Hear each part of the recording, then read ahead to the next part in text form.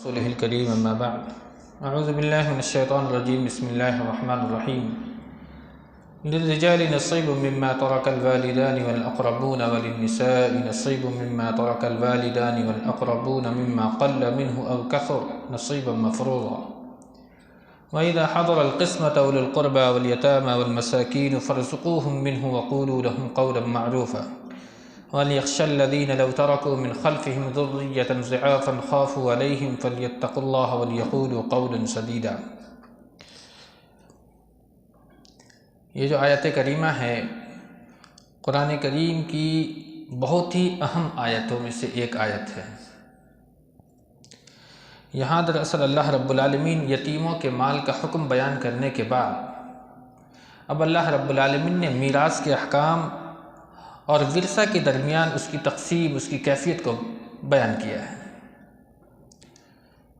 اللہ فرما رہا ہے کہ والدین اور قریبی رشتہ دار جو مال چھوڑ جائیں اس میں مردوں کا حصہ ہوتا ہے، اور والدین اور قریبی رشتہ دار جو مال چھوڑ جائیں اس میں عورتوں کا بھی حصہ ہوتا ہے، چاہے مال تھوڑا ہو یا زیادہ، نصیبا مفروضا، اور یہ حصے اللہ رب العالمین کی طرف سے مقرر کر دیے گئے ہیں، یعنی کہ یہ حصے فرض کر دیے گئے ہیں۔ دراصل آیت کریمہ کے اندر میں عورتوں کا نام مستقل طور پر لینے کی کیا وجہ تھی؟ اس سے مقصود کیا ہے؟ دراصل مقصود یہ ہے کہ زمانہ جاہلیت کی اس قبیح عادت کو ختم کرنا مقصود ہے، اور اس قبیح عادت کی تردید کرنی مقصود ہے کہ اس زمانے کے اندر میں جب یہ قرآن کریم نازل ہو رہا تھا محمد رسول اللہ صلی اللہ علیہ وسلم پر، اس وقت کا جو دور تھا کہ لوگ عورتوں اور بچوں کو وراثت میں حصہ نہیں دیتے تھے، عورتوں اور بچوں کو وراثت میں حصہ نہیں دیتے تھے، یعنی وہاں ایک اصول بنا ہوا تھا کہ وارث وہی ہوگا جو گھڑ سواری کر سکتا ہو۔ عورت کا تو سرے سے نام ہی نہیں ہے۔ مرد میں بھی جو بچہ ایام طفولیت میں ہے اس کو بھی وراثت میں کوئی حصہ نہیں دیا جائے گا، یعنی وہ لڑکا جو باضابطہ طور پر گھڑ سواری کر سکتا ہے وہی مال کا وارث بن سکتا ہے۔ یہ اس وقت میں زمانہ جاہلیت میں یہ رواج عام تھا۔ اللہ رب العالمین نے ان تمام رواجوں کا سدباب کیا اور ایسے وقت میں یہ قانون نازل فرمایا، اور اس وقت اسلام نے جو عورتوں کا حقوق دیا ہے، دنیا کی کوئی مذہب نے یہ عورتوں کے اس حقوق کو ادا کیا۔ عورتوں کا جو مقام اسلام نے دیا ہے، دنیا کے کسی مذاہب میں عورتوں کو وہ مقام نہیں دیا گیا۔ عورتوں کو جو حصہ داری اسلام نے دی ہے کسی دوسرے مذاہب نے نہیں دی ہے۔ میں ایک واقعہ آپ کو سنانا چاہتا ہوں، شاید ہم میں سے بعض لوگوں کو معلوم بھی ہو۔ ہندوستان کے اندر میں عام طور پر شاہ بانو کا واقعہ اگر آپ اخبارات پڑھتے ہوں تو شاہ بانو ایک خاتون تھیں جو اس کے واقعات کو خاص طور سے بی جے پی حکومت ہمیشہ اچھالتی رہتی ہے کہ اس کے وہ حقوق ادا نہیں کیے گئے جو اس کو حق دینا چاہیے تھا۔ دراصل اس کا کچھ واقعہ یہ ہے کہ شاہ بانو کو جب اس کے شوہر نے طلاق دیا تو طلاق کے بعد شاہ بانو نے کلکتہ کے ہائی کورٹ میں اپنا کیس دائر کیا، اور اس نے حکومت سے یہ مطالبہ کیا کہ میں اپنے شوہر سے نان و نفقہ اس وقت تک مانگتی رہوں گی اور مجھے وہ حق دلوایا جائے جب تک کہ میں شادی نہ کر لوں، اور اگر میں شادی نہیں کرتی ہوں تو جب تک میری موت نہ آ جائے، یعنی کہ موت تک بھی میرے نان و نفقہ کا جو ذمہ دار ہے وہ میرا شوہر ہوگا، گرچہ اس نے ہمیں طلاق دے دیا ہے۔ یہ شاہ بانو نے کلکتہ ہائی کورٹ کے اندر میں اپنا کیس دائر کیا اور حکومت نے اس کو منظوری بھی دے دی۔ اس وقت ایک تنظیم قائم ہوئی تھی مسلمانوں کی، جس میں سید علی میاں ندوی رحمہ اللہ وغیرہ بھی، ایک باضابطہ ایک قومی تحریک چلی تھی اس کے اوپر میں کہ نہیں، اسلام نے تو ایسا نہیں کہا ہے، عورتوں کو اگر طلاق دیا جا رہا ہے تو اسلام نے عدت تک کے خرچ کا ذمہ دار ٹھہرایا ہے شوہر کو، اس کے علاوہ اسلام ذمہ دار نہیں ٹھہراتا ہے۔ اور جب یہ قانون اسلام کے خلاف آیا تو باضابطہ ایک تحریک چلی۔ اندرا گاندھی کی حکومت اس وقت موجود تھی، تو اندرا گاندھی نے اسے نامنظور کر دیا، اس تحریک کو مسترد کر دیا، جو مانگ تھی مسلمانوں کی اس کو ختم کر دیا۔ جب اندرا گاندھی کو قتل کر دیا گیا، جب اس کا بیٹا راجیو گاندھی حکومت میں آیا، تو اس وقت مسلمانوں کی جو تحریک تھی وہ بہت ہی زوروں پر چلی گئی تھی۔ تو راجیو گاندھی نے اس قانون کو پاس کیا کہ نہیں، جو مسلمانوں کا مطالبہ ہے وہ بالکل درست ہے، اور اس وقت اس نے باضابطہ پارلیمنٹ میں ایک اصول نافذ کیا کہ ہندوستان میں مسلمانوں کے آئلی نظام زندگی کے اندر میں کسی بھی قانون کو کوئی دخل حاصل نہیں ہے۔ یہ اس کا ریکارڈڈ تقریر موجود ہے، جبکہ اس کے خلاف ایک مسلمان تھا جس کا نام تھا عارف، اس نے باضابطہ بہترین اسپیچ دیا تھا، کس کے خلاف؟ مسلمانوں کے خلاف، کہ نہیں بھائی، ہم اس قانون کو نہیں مانتے ہیں، جو قانون پہلے سے ہندوستانی قانون جو ہے اس کے آئین کے مطابق جو شعبانوں کو حصہ دیا گیا ہے اسی کو باقی رہنے دیا جائے۔ لیکن راجیو گاندھی نے اس وقت میں کہا کہ جب تک ہم نے اسلام کو نہیں جانا تھا، جب ہم نے اس قانون کے تعلق سے پڑھا تو ہمیں معلوم ہوا کہ آئینی نظام زندگی میں عورتوں کے جو حقوق اسلام نے ادا کیے ہیں دنیا کے کسی مذاہب نے ادا نہیں کیے ہیں۔ یہ باضابطہ راجیو گاندھی کا بیان ہے۔ تو آج ہی نہیں بلکہ روز اول سے لے کر کے اور قیامت تک اسلام نے جو حقوق بلند کیا ہے عورتوں کا، کوئی بھی حقوق بلند نہیں کر سکتا ہے۔ اس وقت اللہ رب العالمین نے زمانے جاہلیت، جب اللہ کے رسول صلی اللہ علیہ وسلم پر یہ قانون نازل ہو رہا تھا، اس وقت میں زمانے جاہلیت میں جو رواج عام تھا، اللہ کے رسول صلی اللہ علیہ وسلم پر اس آیت کریمہ سے اس جاہلانہ جو رسومات ہے اس کی تردید کی گئی ہے۔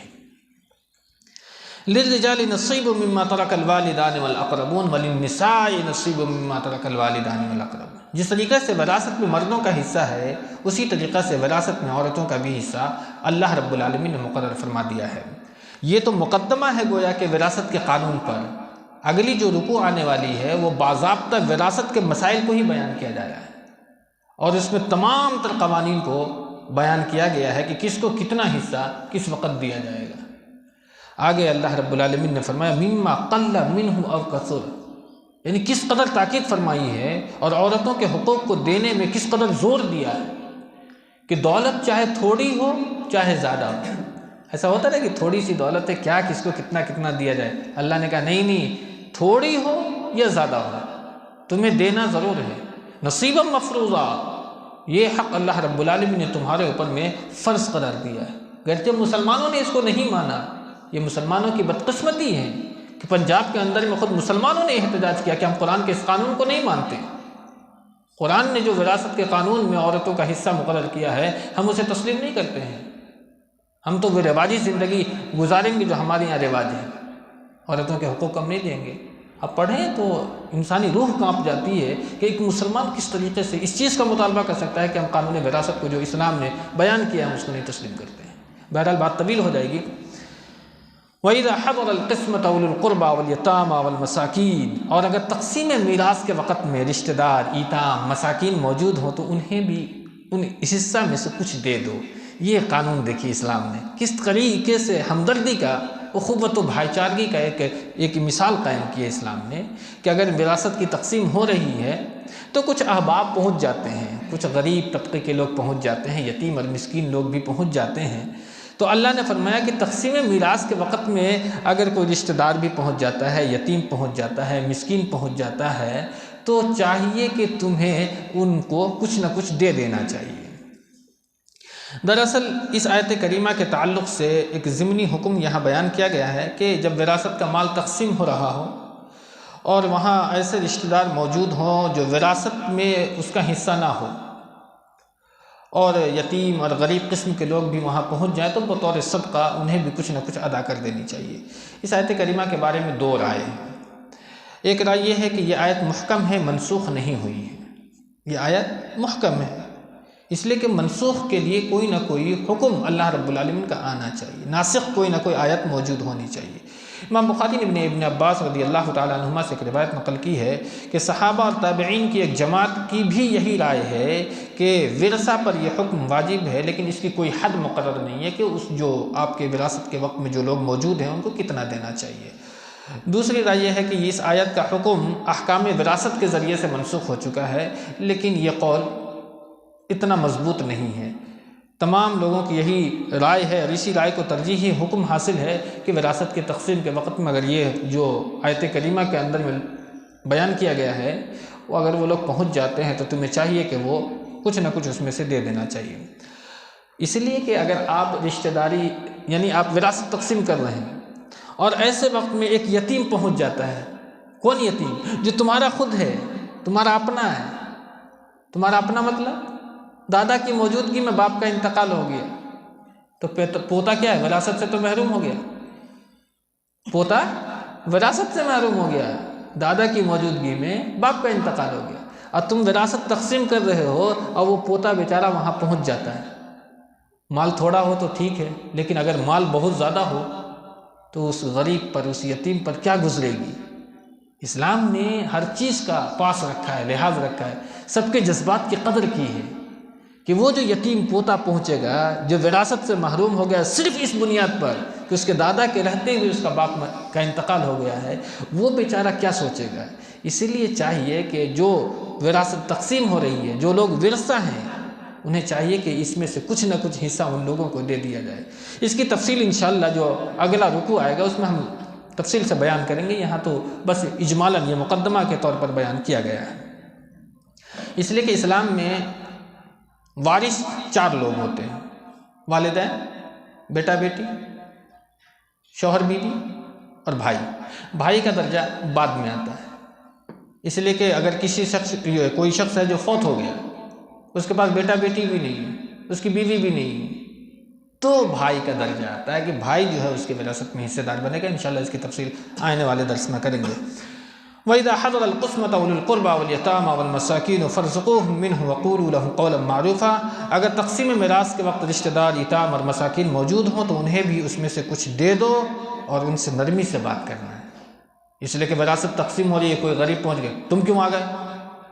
یہاں کوئی تھوڑی یہ لنگر بٹ رہے ہیں، یہاں وراثت تقسیم ہو رہی ہے، تمہیں یہاں سے جا جانا چاہیے، ایسا نہیں کرنا چاہیے۔ وَقُولُوا قَوْلًا مَّعْرُوفًا، ان کے ساتھ بھلائی کے ساتھ، نرمی کے ساتھ گفتگو کرو، ان کے جذبات کا احترام کرو۔ ایک چیز اور یہاں واضح کر دیتا ہوں کہ یہ جو رشتہ دار پہنچیں گے وراثت کی تقسیم کے وقت میں تو اجماعی طور پر کچھ دینے کا فقہا نے نہیں کہا ہے۔ فقہا نے یہ کہا ہے کہ وراثت جب تقسیم ہو جائے تو جو صاحب ورثہ ہیں وہ اپنے اپنے حصہ میں سے کچھ نہ کچھ نکال کر کے وہ جو موجود وہاں لوگ ہیں ان کو ادا کر دیں۔ باری تعالیٰ سے دعا رب العالمین ہمیں آپ کو نیک عمل کی توفیق دے، آمین۔ وآخر دعوانا الحمدللہ۔